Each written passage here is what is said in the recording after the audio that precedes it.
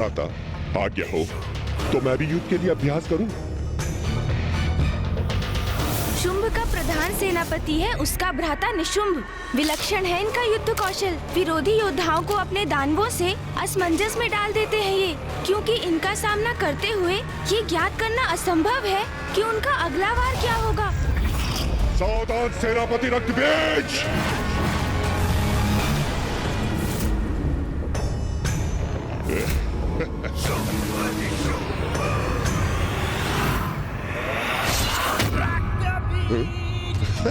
शुंभ का दूसरा सेनापति है रक्तबीज, और रक्तबीज अपने रक्त की बूंदों से अपने प्रतिरूपों को उत्पन्न करने की क्षमता रखता है।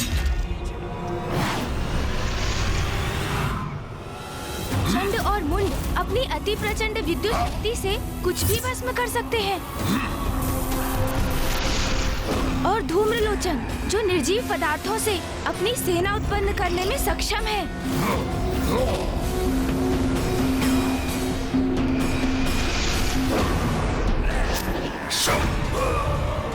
और शुंभ जो अपनी स्तंभन शक्ति से विरोधी योद्धाओं को स्तंभित कर सकता है।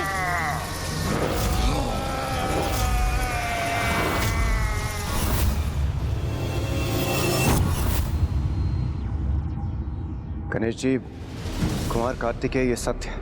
अब तक हमने जितने भी असुरों का सामना किया है, ये असुर उनसे कई गुना अधिक शक्तिशाली है। शुंभ निशुंभ का अंत केवल स्त्री शक्ति से ही संभव है, इसलिए हम उसका वध नहीं कर सकते, किंतु हमें कुछ न कुछ अवश्य करना होगा। गणेश जी, क्यों ना हम एक एक कर शुंभ निशुंभ के सेनापतियों का वध करने की रणनीति अपनाएं।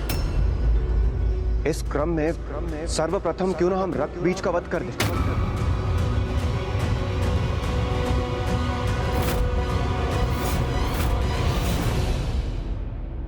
रक्तबीज का वध तो मुझे असंभव प्रतीत हो रहा है। क्यों गणेश? क्यों असंभव है उसका वध? हाँ गणेश जी, इतना शक्तिशाली क्यों है? कौन है ये रक्तबीज? प्रतीत होता है कि माता ने उन्हें जो शक्ति प्रदान की है, उसकी सहायता से गणेश जी ने उस रक्त बीज के विषय में सब कुछ ज्ञात कर लिया है। आप सर्वथा उचित समझे ऋषिवर। असुर सेनापति रक्त बीज का जन्म ऋषि कश्यप और माता दनु के पुत्र रम के चिता से हुआ था, और रक्त बीज को प्राप्त शक्तियों के पीछे पिताश्री का ही आशीर्वाद है। हाँ भैया, उसने महादेव की घोर तपस्या की।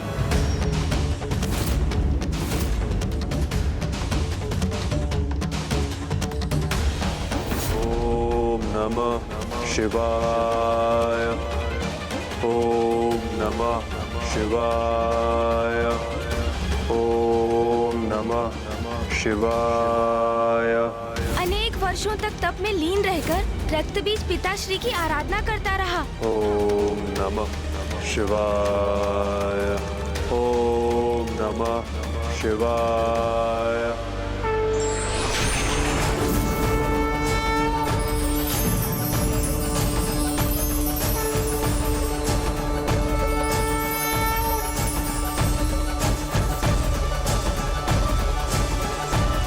राम महादेव, मैं तुम्हारे तप से प्रसन्न हुआ।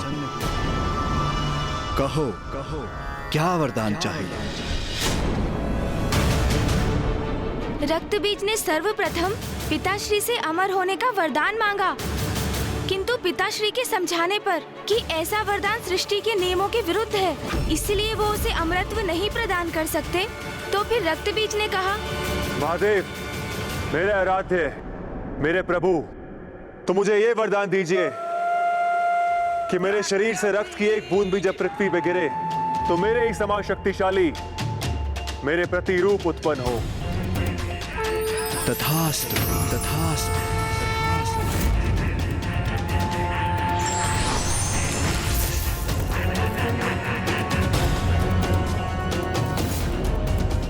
आज रक्तबीज नाम है मेरा, जो शत्रु मेरा रक्त बहाएगा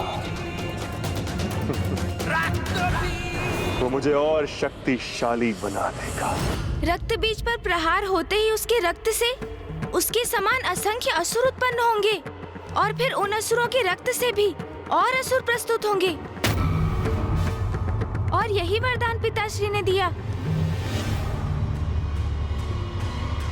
इसलिए मेरे अनुसार इससे युद्ध कर इसका वध करना अत्यंत जटिल कार्य है।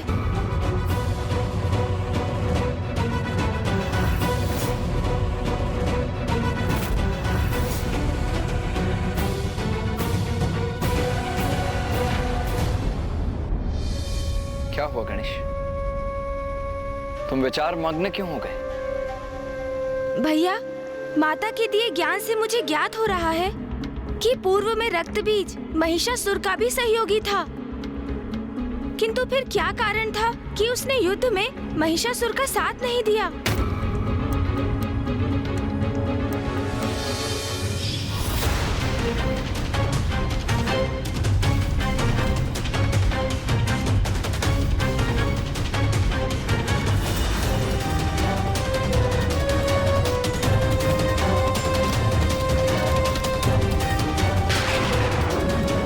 कदाचित युद्ध से डरकर ही वो लौट गए होंगे। रक्त बीज भयभीत होकर युद्ध से पीछे हट जाए? वो ऐसा योद्धा तो प्रतीत नहीं होता गणेश। अवश्य महिषासुर और उसके बीच कोई ना कोई मतभेद रहा होगा। किंतु कुमार कार्तिकेय, उसने महिषासुर का साथ छोड़ भी दिया तो उसमें हमारा क्या लाभ? क्योंकि वो अब भी दुष्टता का ही साथ दे रहा है। वो शुंभ निशुंभ का सेनापति बन बैठा है। शुंभ निशुंभ और रक्त बीज के समान वरदान प्राप्त करने में चंड और मुंड भी पीछे नहीं है। उन्होंने अपनी तपस्या से ब्रह्मदेव को प्रसन्न किया और उनसे वरदान प्राप्त किया जो उनकी अपार शक्ति का स्रोत है। देवराज इंद्र, शुंभ और निशुंभ आपके प्रबल शत्रु हैं, क्योंकि आपने उनके भ्राता नमुची का वध किया था।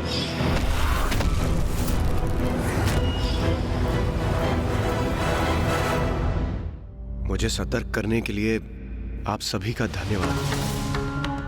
मैं आज ही देव सभा में देवताओं की रणनीति सुनिश्चित करने के लिए अन्य देवताओं से मंत्रणा करूंगा। देवराज, माता के प्रकट होने तक देवता और स्वर्ग इन असुरों से कैसे सुरक्षित रहेंगे?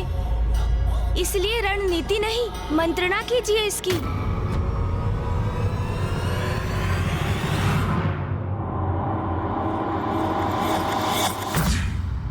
उचित है, सर्वथा उचित है प्रथम पूज्य गणेश का सुझाव।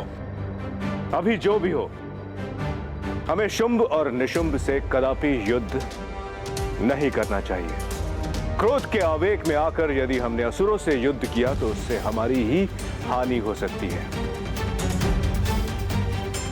किंतु हमें सतर्क और सचेत रहना होगा, सावधान रहना होगा और शुंभ निशुंभ के अगले दांव के लिए तैयार रहना होगा।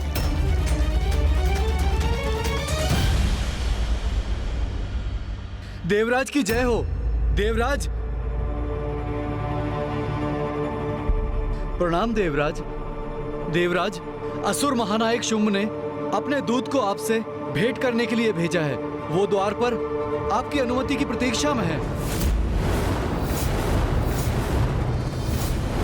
उन्हें यहाँ राजसभा में प्रस्तुत किया जाए। जो आज्ञा। दूत भेजे,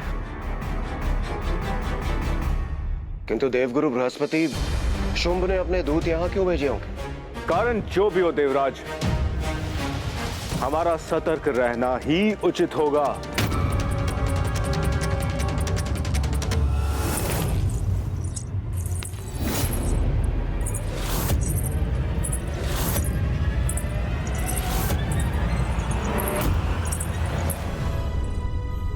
दूध के वेश में यदि असुर योद्धा हुए तो उनके लिए भी तैयार रहेंगे हम।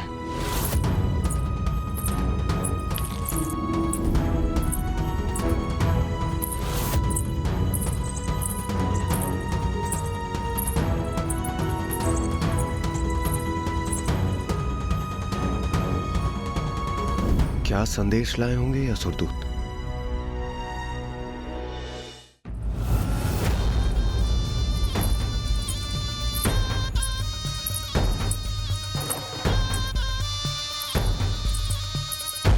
स्मरण रहे, आप सभी चौकन्ने रहिए, किसी भी प्रकार की परिस्थिति के लिए तैयार रहिए।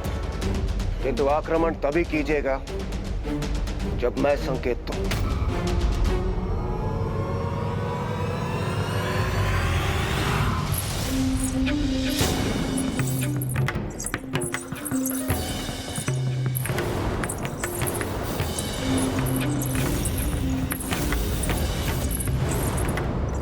ये तो पायल की छनछन है। तो क्या असुर स्त्रियां दूध बनकर आई?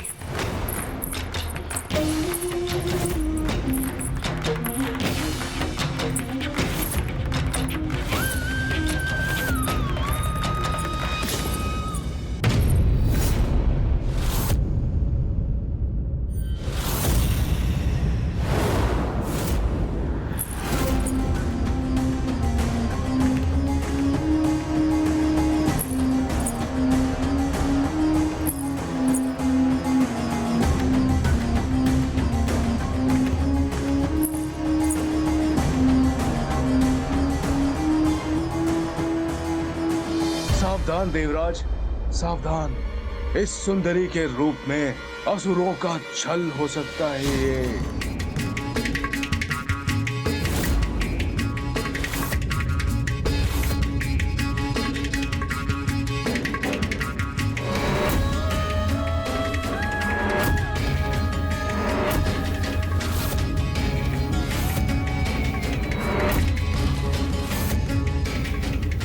अद्भुत। अति आकर्षक है ये आसुरी दूत। प्रणाम देवराज इंद्र। प्रणाम देव गुरु बृहस्पति। प्रणाम देवगण। ओ, तो आप सभी हैं असुर महानायक की दूत।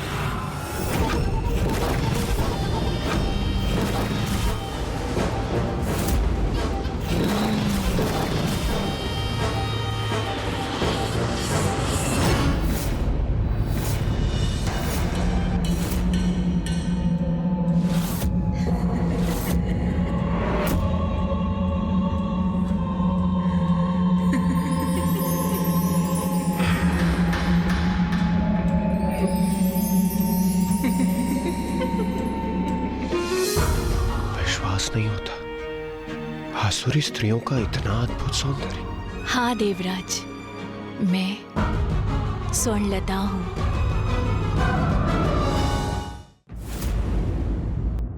मैं स्वर्णलता हूँ और मैं तरंगिनी हूँ।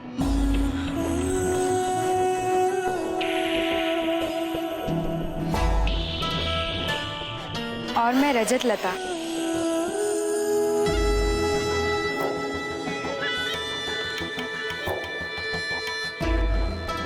और मैं कोमलांगी हूँ।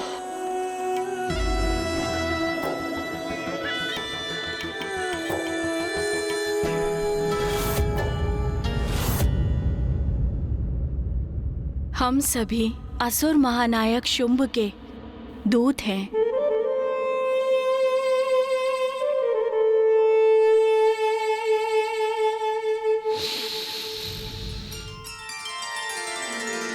रात की रानी की सुगंध का विस्तार हुआ है, जो मेरे लिए अत्यंत प्रिय पुष्प है। और मेरे भी। स्वर्ग की अप्सराओं से भी अधिक सौंदर्य है आप सभी का। मुझे ज्ञात नहीं था पाताल के गर्भ में भी इतना अनुपम सौंदर्य छिपा। आपको ज्ञात होता भी तो कैसे देवराज? आप कभी पाताल आने का कष्ट ही नहीं करते। अब आप सबसे भेंट हो ही गई है तो देवराज इंद्र को ये कष्ट अवश्य उठाना होगा। असुर महानायक ने अपने दूत यहाँ स्वर्ग क्यों भेजे हैं? क्या कारण है आपके यहाँ आगमन का? मित्रता का संदेश भेजा है असुर महानायक शुंभ ने। वो अपने राजभवन पे एक महाउत्सव का आयोजन कर रहे हैं, जिसके लिए सभी देवताओं को उन्होंने आमंत्रित किया है। किंतु उन्होंने ये भी कहा है कि हमारी मित्रता स्वीकार कर सभी देवगण हमारे उत्सव में पधारे, अन्यथा हमसे युद्ध करें।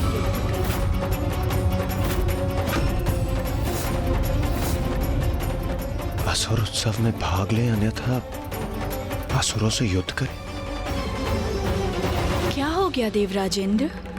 कोई उत्तर नहीं दिया आपने। आपको असुर महानायक शुंभ का ये मित्रता का प्रस्ताव स्वीकार है अथवा आप उनके साथ युद्ध करना चाहते हैं?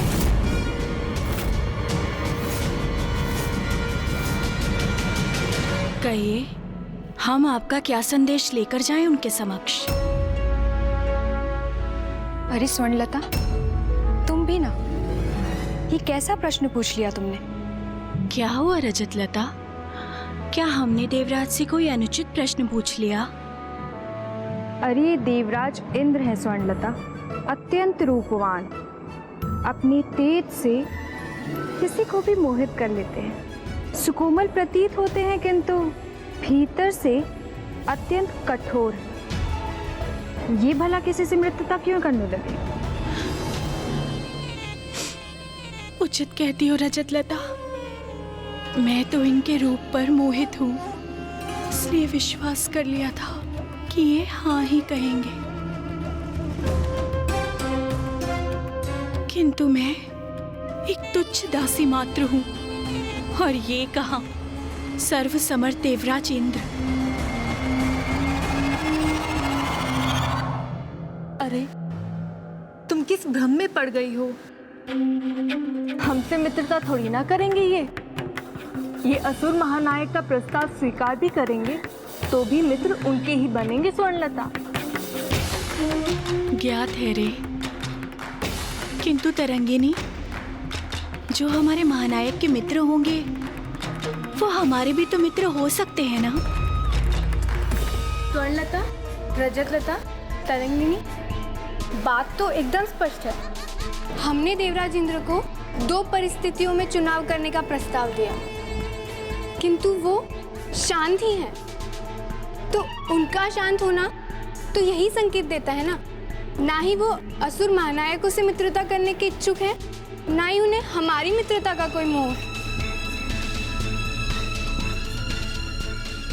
अब तो हमें शीघ्र ही जाकर असुर महानायक शुंभ को ये संदेश दे देना चाहिए कि इंद्रदेव ने उनकी मित्रता को ठुकरा दिया।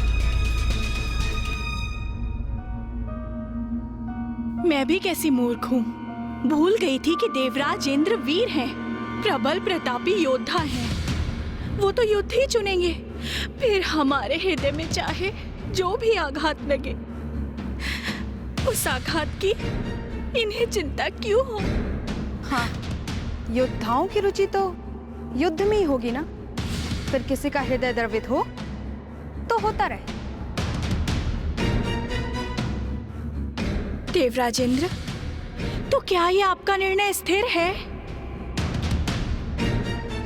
क्या हमें निराश होकर लौट के जाना पड़ेगा?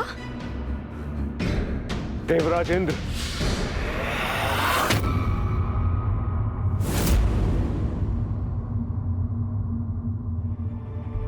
रुक जाइए, रुक जाइए, रुक जाइए।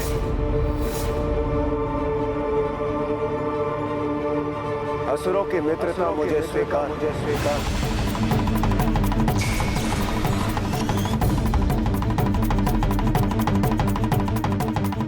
ये क्या कह रहे हैं देवराज? इंद्रदेव ने इस प्रस्ताव को स्वीकार कर उचित ही किया। अतिथि बनना तो शत्रु बनने से कहीं उचित है।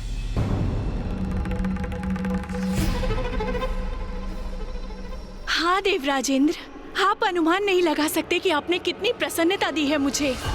मेरे आनंद की कोई सीमा ही नहीं है। मेरी राजसभा में मैं भला आपको कैसे निराश कर सकता था?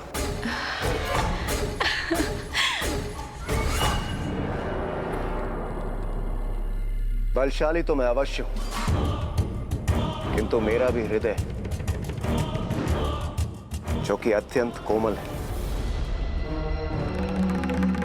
और वो आपके हृदय की पीड़ा को भला कैसे सह सकता था? हम सभी को हमारे असुर उत्सव में आपकी और अन्य देवताओं की प्रतीक्षा बड़ी अधीरता से रहेगी।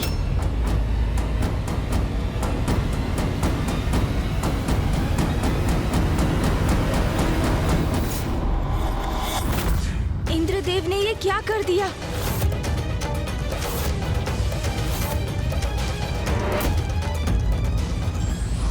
व्यक्ति के बाहरी आवरण या व्यवहार की सुंदरता से संभव नहीं कि वो भीतर से भी सुंदर हो। हमें अपने विवेक पर पूर्ण विश्वास रखना चाहिए।